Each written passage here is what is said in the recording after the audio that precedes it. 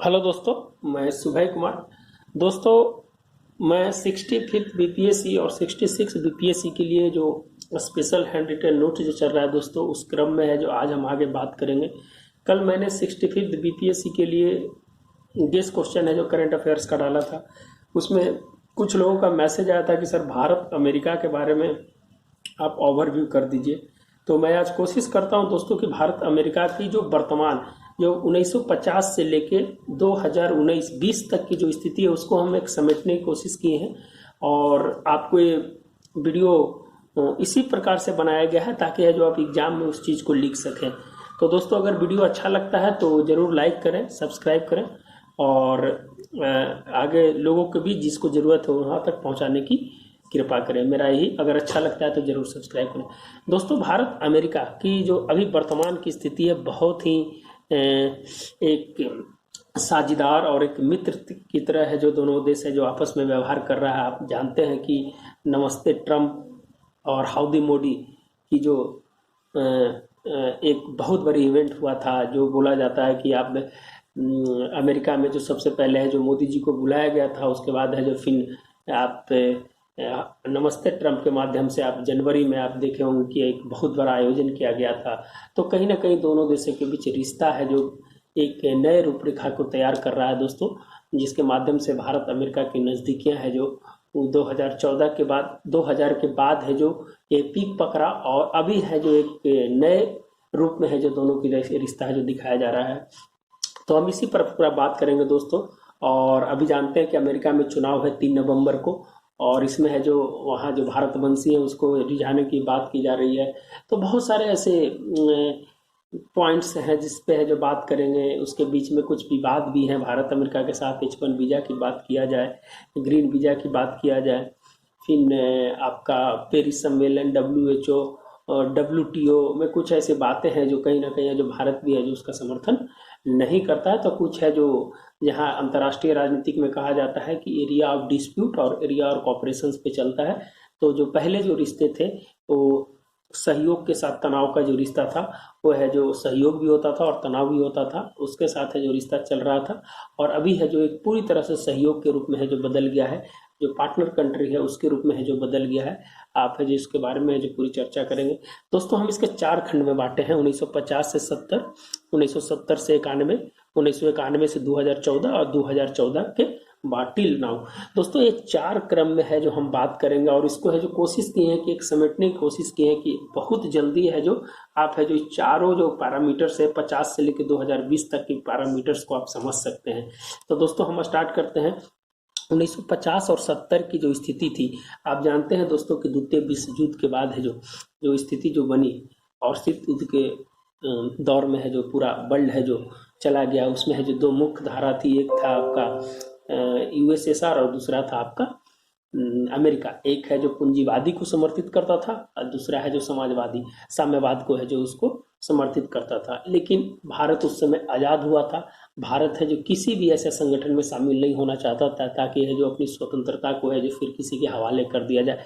तो वह एक नया राष्ट्र और नई तीसरी दुनिया के रूप में जिसको है जो नाम बोला जाता है नॉन अलाइंग मूवमेंट, जो है जो 5 देशों ने है जो मिलकर इसको बनाया था। इसकी चर्चा हम जब नाम को बताएंगे तब करेंगे, लेकिन जब आ गया था तो दोस्तों मैं थोड़ा सा बता दिया था अमेरिका क्या चाहता था और भारत क्या चाहता था। 1950 के बाद की स्थिति में क्या अमेरिका चाहता था कि जो साम्यवाद की ओर जो भारत जो बढ़ रहा है, साम्यवाद को रोकने के लिए भारत पाक से संबंध बनाना चाहता था ताकि है जो वो है जो रूस के साम्यवादी स्थिति में है जो न पहुंच जाए।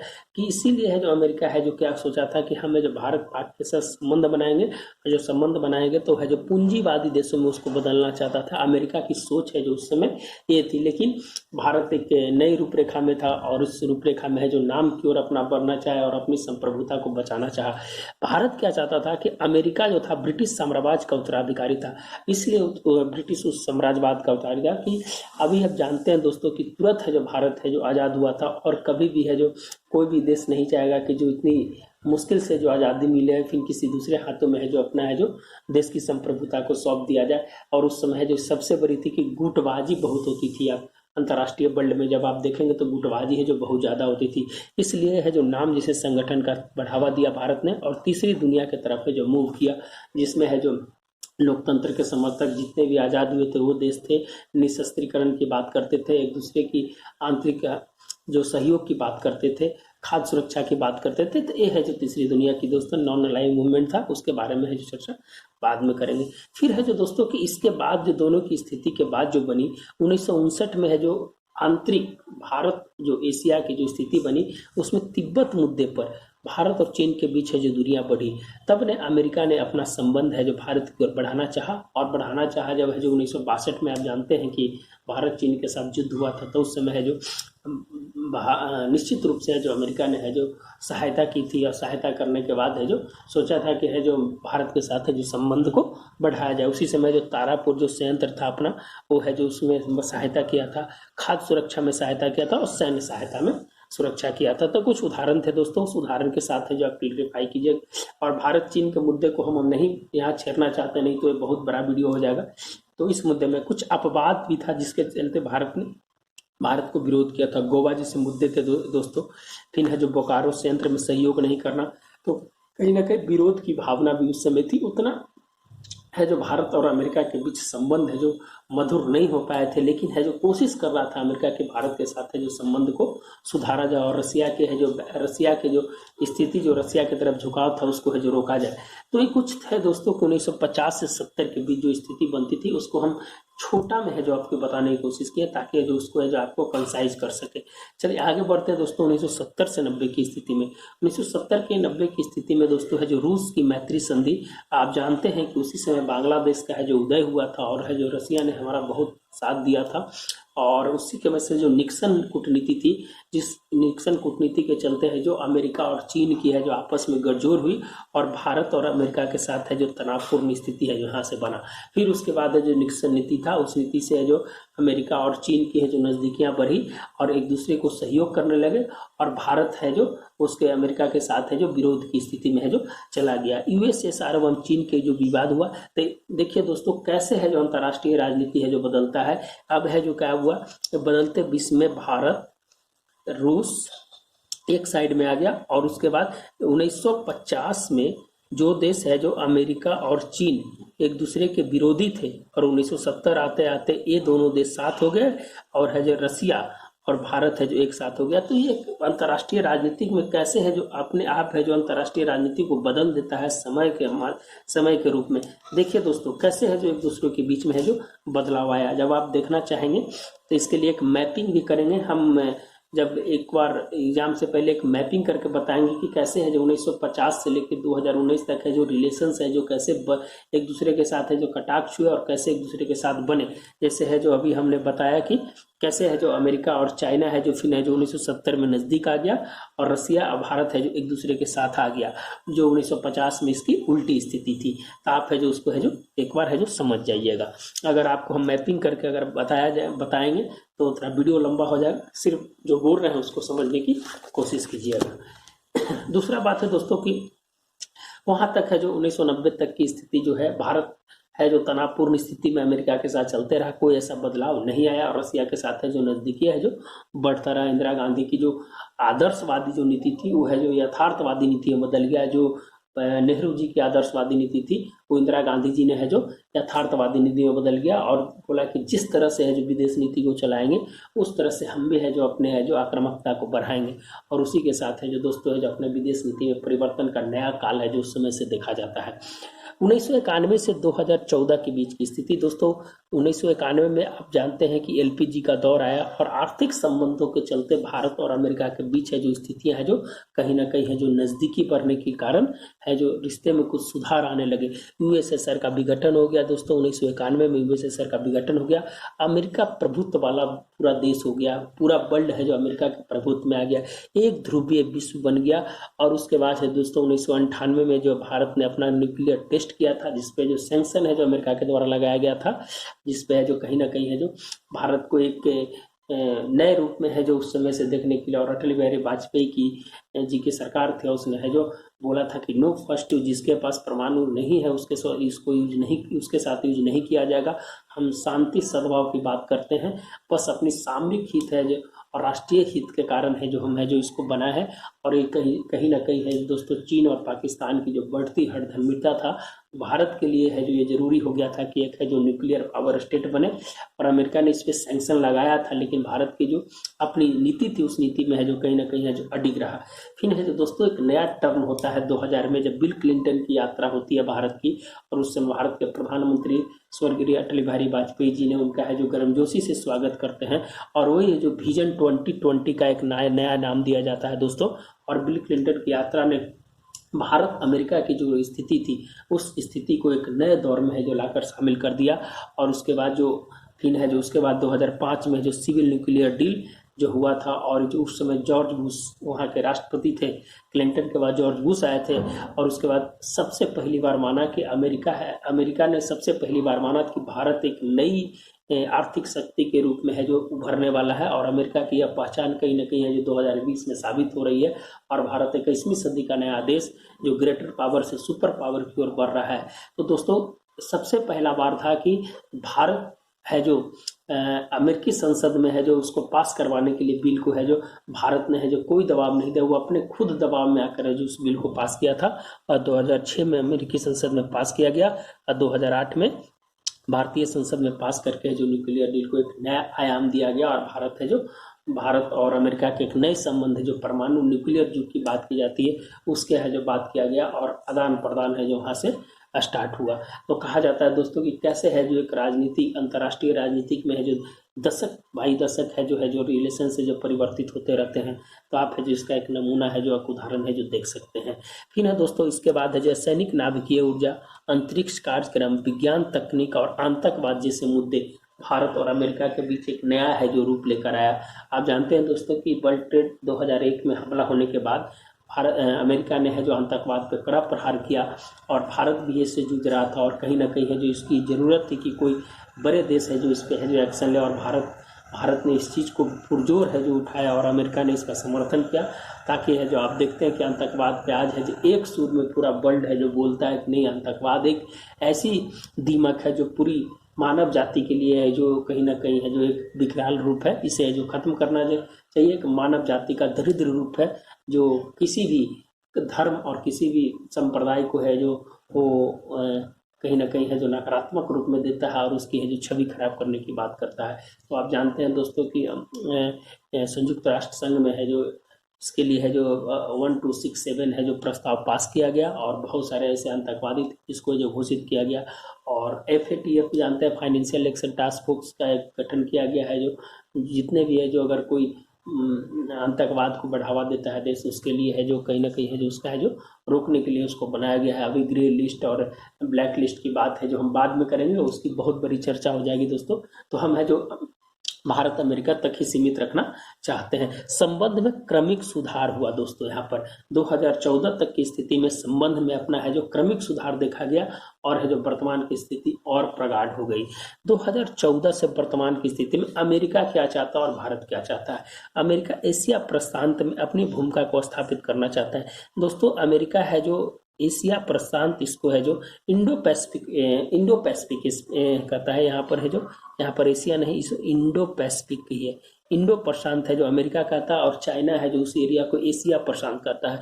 यहाँ पर इसको है जो आप है दोस्तों यहाँ पर करके इंडो प्रशांत कर लीजिएगा कि है जो अमेरिका है जो उसको इंडो प्रशांत करता है। इसलिए इंडो प्रशांत करता है कि इंडिया के फेवरेज में वो है जो बात करता है, इसीलिए है जो उसको इंडो प्रशांत है जो नाम दिया गया है। दोस्तों अमेरिका और चाइना के बीच ट्रेड वार, दोनों के बीच में अमेरिका का जो इकोनॉमिक पावर है दोस्तों 24 ट्रिलियन डॉलर है, और चाइना का 13.5 ट्रिलियन डॉलर है। अगर अमेरिका को कोई काउंटर करेगा तो चाइना ही करेगा, इसीलिए ट्रेड वार की स्थिति उत्पन्न हुई। और अमेरिका ने हाल फिलहाल में कहा है कि 40 वर्षों का जो हमारे साथ जो रिलेशन हम उससे तोड़ लेंगे, और ताइवान के साथ रिलेशन बनाएंगे, और किसी दूसरे देश के साथ है जो रिलेशंस बनाएंगे। इसलिए जो बहुत सारी कंपनियां हैं जो वहाँ से उठ कर है जो किसी दूसरे देश में जा रही है। तो कहीं ना कहीं है जो दोस्तों एक ट्रेड वार की जो स्थिति बनी अमेरिका फर्स्ट की नीति के माध्यम से, वो है जो चाइना से रिलेटेड है जो ट्रेड वार की स्थिति है। और इस पे है जो हम चर्चा है जो थोड़ा सा बैक करते हैं, कि नहीं तो फिर अमेरिका चाइना में चले जाएंगे। अमेरिका के हितों को भारत है जो पूरा कर सकता है। आप जानते हैं दोस्तों कि यहाँ पर किसी भी देश के पास अगर है जो पावर है तो अमेरिका है। अमेरिका के साथ अगर साथ दे सकता है तो भारत है, क्योंकि यहाँ पर जो चाइना है, चाइना को काउंटर करने के लिए है जो एक भारत ही ऐसा देश है जो सैनिक रूप से और आर्थिक रूप से सशक्त है। अगर चाइना और अमेरिका एक दूसरे के ट्रेड वार में फंसा हुआ है तो भारत और अमेरिका है जो एक दूसरे के साथ संबंध मिलाकर चाइना को काउंटर करना चाहता है। और चाइना के साथ इंडिया का डिस्प्यूट एरिया है, आप जानते हैं 3488 किलोमीटर का डिस्प्यूट एरिया है, जो है जो चाइना से जो विस्तारवादी नीति है, जो आपका एशिया प्रशांत क्षेत्र में जो उसकी जो विस्तारवादी नीति है उसको भी भारत रोकना चाहता है। इसी कारण है जो अमेरिका और भारत का गठजोड़ है जो एक है जो नए संबंधों की ओर है जो इशारा करता है दोस्तों। तो यह है जो कहीं ना कहीं उसकी बात है, आप इसको 2 लाइन में एक्सप्लेन कर दीजिएगा। चीन की विस्तारवादी नीति के खिलाफ भारत की है जो सख्त जरूरत है, यह है जो अमेरिका सोचता है। भारत के साथ संबंध दीर्घकालिक रूप से रखा जा सकता है। अभी हाल फिलहाल में एक है जो माइक एक्सपर, जो वहाँ के जो अमेरिका के जो है कैबिनेट मंत्री हैं, उन्होंने बोला कि 21वीं सदी का सबसे अगर अच्छा दोस्त बन सकता है तो भारत बन सकता है। उन्होंने स्टेटमेंट दिया है, कहा कि कुछ दिन के बाद 2+2 वार्ता है जो चालू होने वाली है भारत में, और उससे पहले यह स्टेटमेंट आना कहीं ना कहीं है जो भारत को एक नए संबंधों की ओर जो इशारा करता है। तो इस प्रकार है जो विश्व शांति के लिए एक मंच पे आना जरूरी है। पता है कि अगर शांति सद्भाव की बात करना है तो भारत के साथ लोकतंत्र और लोकतंत्र अमेरिका का लोकतंत्र दोनों मिलकर है जो शांति सद्भाव की स्थिति में कहीं ना कहीं है जो सकारात्मक भूमिका निभाएगा। भारत क्या सोचता है? भारत सोचता है कि चीन पाकिस्तान से राष्ट्रीय सुरक्षा के लिए जरूरी है। अगर चीन और पाकिस्तान का 7000 किलोमीटर का डिस्प्यूट है, 7000 किलोमीटर का बॉर्डर लगता है दोस्तों, तो कहीं ना कहीं जो राष्ट्रीय हित के लिए भारत अमेरिका के साथ है जो एक नई गठजोड़ बनाना कहीं ना कहीं है जो जरूरी है। आर्थिक नीति का विस्तार करना, भारत है जो अपनी आर्थिक नीति का है जो विस्तार करना चाहता है, उसके लिए जो वहाँ की टेक्नोलॉजी बहुत जरूरी है। तो एक है जो नए रूप में है जो देखा जा सकता है। 21वीं सदी भारत की होगी, इसलिए सभी क्षेत्रों में सहयोग है जो भारत चाहता है। भारत ग्रेटर पावर से सुपर पावर की ओर मूव कर रहा है। भारत बाजार के साथ अर्थव्यवस्था में मजबूती प्रदान कर रहा है। भारत की जानते हैं दोस्तों कि पीपीपी पे तीसरा स्थान है। यहाँ बाजार इतना बड़ा है जो अमेरिका भी सोचता है कि हमको बाजार भी मिलेगा, हमें सब चीज़ है जो यहाँ पर मिलेगा, एक सकारात्मक भाव से है जो यहाँ पर है जो हम काम कर सकेंगे। तो कहीं ना कहीं भारत के लोकतंत्र और अमेरिका के लोकतंत्र जो एक सकारात्मक भूमिका है जो दिखाई दे रहा है, जिसके चलते अमेरिका भारत के बीच जो गठजोड़ है जो बढ़ते जा रहा है। हिंद प्रशांत में लोकतंत्र के समर्थक के रूप में है जो भारत को देखता है और भारत है जो यही सोचता है। तो कुछ ऐसे संबंध थे दोस्तों जिसके कारण है दोनों को कॉमन प्लेटफॉर्म है जो देने की बात करता है, जिसके बारे में है जो चर्चा हम किए हैं। ना दोस्तों कि अभी है जो कुछ या संगठन से बनाया गया है, कुछ भारत के साथ है, कुछ अमेरिका के साथ है, उस पर कुछ संगठन है, उस संगठन पे हम थोड़ा चर्चा कर लेंगे। स्ट्रेटेजिक पार्टनरशिप 2011 में इकोनॉमिक और मिलिट्री पर जो दोनों के बीच जो पार्टनरशिप जो बना है, सहयोग है दोनों के बीच में, उसमें है आर्थिक और मिलिट्री पे है जो बात किया गया है। Frame cooperation of trade agreement, जिसमें है जो ज्वाइंट एक्सरसाइज है आर्म ट्रेड की बात करता है। हम लोग ज्वाइंट माला और एक्सरसाइज करते हैं 1992 से भारत और अमेरिका है जो ज्वाइंट एक्सरसाइज कर रहा है। तो फ्रेमवर्क कॉपरेशन है जो ट्रेड एग्रीमेंट है जो उसमें उसी समय लागू किया गया था। डिफेंस ट्रेड टेक्नोलॉजी इनिशिएटिव, रक्षा के क्षेत्र में है जो हम है जो किस प्रकार है जो एक दूसरे को सहयोग करेंगे, टेक्नोलॉजी ट्रांसफर करेंगे खरीद एवं बिक्री और रक्षा के विकास के लिए। और स्ट्रेटेजिक डायलॉग 2013, सभी क्षेत्रों में सहयोग की बात किया गया है। जो स्ट्रेटेजिक डायलॉग था बहुत इंपॉर्टेंट था दोस्तों, उसमें जो सभी क्षेत्रों में है जो बात की गई है कि हम है जो सभी क्षेत्रों में है जो आप काम करेंगे, सामरिक, आर्थिक, राजनीतिक, सही प्रकार के क्षेत्रों में है जो हम काम करेंगे। तो इसी प्रकार है जो दोस्तों जब आगे बना LEMOA logistic exchange memorandum of exchange, जिसमें संयुक्त अभ्यास की बात करता है, प्रशिक्षण की बात करता है, मानवीय सूचना की बात करता है। तो यह जो एक है जो लॉजिस्टिक एक्सचेंज है जिसपे है जो भारत और अमेरिका के बीच है जो डेटा का ट्रांसफर हो गया, कुछ नई प्रकार की चीज़ है तो उस पर जो ट्रांसफर करेगा। तो यह जो है जो लॉजिस्टिक है, लॉजिस्टिक एक्सचेंज है जिसपे है जो अपना संयुक्त अभ्यास की बात करता है, प्रशिक्षण की बात करता है। COMCASA deal, communication compatibility and security agreement, जिसमें है जो 2+2 वार्ता की बात है, जिसमें विदेश और रक्षा है जो दोनों देशों के विदेश और रक्षा मंत्री है जो मिलते हैं। और ये तीसरी वार्ता है दोस्तों 2018 में स्टार्ट हुआ था। और 2+2 वार्ता जो 3 देश के साथ अपना चलता है, भारत, जापान, अमेरिका, जापान और दक्षिण कोरिया के साथ है जो 2+2 वार्ता है जो चलती है। तो है जी इस पे 5 बातों पे चर्चा की जाएगी।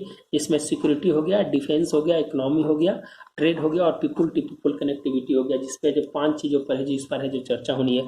और मेक इन इंडिया को प्रोत्साहन देना और रियल टाइम डेटा को है जो दूसरे के साथ एक्सचेंज करना, इसमें जो कोमकासा डील में है जो किया गया है। क्वाड बहुत इंपॉर्टेंट था दोस्तों, जिसको कि जो क्वाड के बारे में है जो आप जानते हैं, क्वाड्रिलेटरल सिक्योरिटी एग्रीमेंट इसको बोला गया है, जो 2007 में है जो जापान के प्रधानमंत्री शिंजो एबे की है जो ये पहल थी, लेकिन उस समय है जो दोस्तों ये कुछ सफल नहीं हुआ। और 2017 में इसे है जो भारत, अमेरिका, जापान और ऑस्ट्रेलिया मिलकर है जो इसको बनाया। और ये जो क्यों बनाया, तो चीन की विस्तारवादी रोकने के लिए, सुरक्षा बढ़ाने के लिए, भौगोलिक संप्रभुता के लिए और शांतिपूर्ण एशिया प्रशांत की जगह इंडो प्रशांत आप लिख दीजिएगा, काहे कि बार बार एशिया जगह एशिया प्रशांत लिखा रहा था, तो बढ़ाने के लिए। तो ये कुछ ऐसे थे दोस्तों कि क्वाड के बारे में थे। अभी जानते हैं दोस्तों कि क्वाड है जो नई सप्लाई चेन बनाने की बात किया जा रहा है। आप जानते हैं कि जो चाइना की जो भी सप्लाई चेन थी उसको है जो हटाकर भारत, ऑस्ट्रेलिया और जापान एक नई है जो सप्लाई चेन बनाने की बात कर रहा है। ग्रीन टेक्नोलॉजी पे है जो काम कर रहा है, और सबसे ज़्यादा ग्रीन टेक्नोलॉजी का जो भंडार है जापान में है।